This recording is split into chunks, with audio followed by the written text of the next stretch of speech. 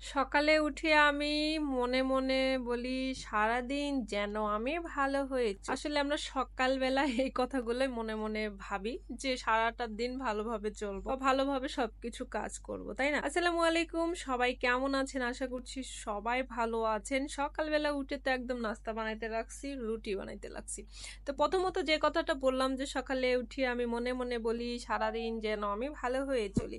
ঠিক আছে, ভালো কেমনে থাকবো বলেন? যারা ফেসবুক ইউজ করছে ইউজার, আমার মনে হয় বেশিরভাগই খারাপ আছে। মানে বিশেষ করে যে নাজিম, তানিশা আর মিমের ব্যাপারটা নিয়ে। ঠিক আছে, আমি আসলে এই ব্যাপারটা নিয়ে আমি কথা বলতে চাই নাই, যে জানি না তাদের মধ্যে কি আছে, মিম, তানিশা বা নাজিমের মধ্যে। তো ওনাদের মধ্যে ব্যাপারটা অনেকেই অনেক ভাবে সেট আপ করছে, কিন্তু আমার মন থেকে আমি যতগুলো তাদের ভিডিও দেখেছি, হ্যাঁ, ভিডিও দেখে মনে হয়েছে যে আমরা মনে করতাম যে মনে হয় মিমের কোনো প্রবলেম ছিল বলে ডিভোর্স হয়েছে। একটা মানুষের তো প্রবলেম না থাকলে তো এরকম ভাবে হয় না, তাই না? আমি এটাই মনে করি। কিন্তু তারা নাকি ভাইরাল ভিডিও আছে, লিঙ্ক আছে, কই এখনো পর্যন্ত তো তাদের কোনো মিমের কোনো লিঙ্ক বা ভাইরাল কোনো কিছু বের হওয়া দেখলাম। কিন্তু তারপরে নাজিম আর তানিশার একদম শুরু হয়ে গেছে আর এমন এমন ভিডিও, মানে মানুষকে জ্বালানোর ভিডিও। বিশেষ করে এই ভিডিওগুলো করে মিমকে জ্বালানোর জন্য। ঠিক আছে, মিমের সাথে জ্বলতে জ্বলতে আমরাও যেহেতু একটা মেয়ে হয়, মেয়ের ব্যাপারটা বুঝি, তো আমাদের পর্যন্ত মনে করেন জ্বালাইছে। আমি এই বিষয় নিয়ে কথা বলতে চাইনি, একটা রোজ তৈরি করতে চাইলাম, বাট সময় পাইনি এভাবে, বাট কাজের মাধ্যমে একটু তো ও ভিডিওতে মনে করেন একটা ভিডিওতে এসেছে, মানে এমন ভাব করছে যে হলো সে একেবারে অন্যরকম স্বামী পেয়ে গেছে, মনের মতো স্বামী। মানে জ্বালানি কথা, একজনের স্বামীকে নিয়ে আরেকজনকে প্রশংসা দিতে, আবার বলতেছে কি জামা আমি 10টা জামা বানাইতে দিব। আরে ফকিন্নি, তুই তো জামা নেওয়ার জন্য ওকে বিয়ে করেছিস, সেটা তো আমরা আগেই জানি, আগে থেকেই তো জানি যে ইলিপের জামা পরে পরে তুই অনেক বড় হয়েছিস।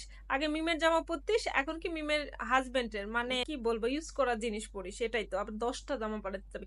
এই কথাটা আমার খুবই মানে বিরক্ত লাগছে। মানে যার মতো পাবলিক, হ্যাঁ ঠিক আছে, সবাই সবার মনোভাব প্রকাশ করতে পারে, কিন্তু আমার এই ভিডিওটা দেখে আমার একদমই অসহ্য লাগছে।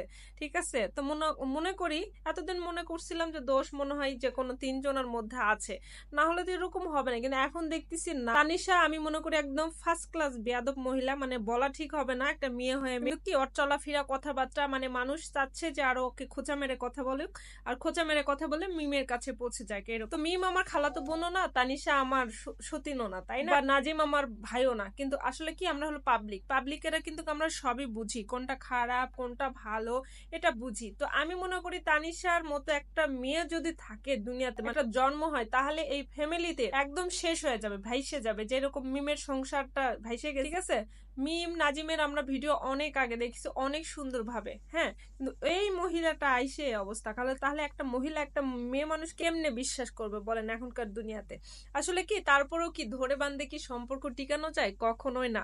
এবং পাহারা দিয়েও কখনো সম্পর্ক টিকানো যায় না।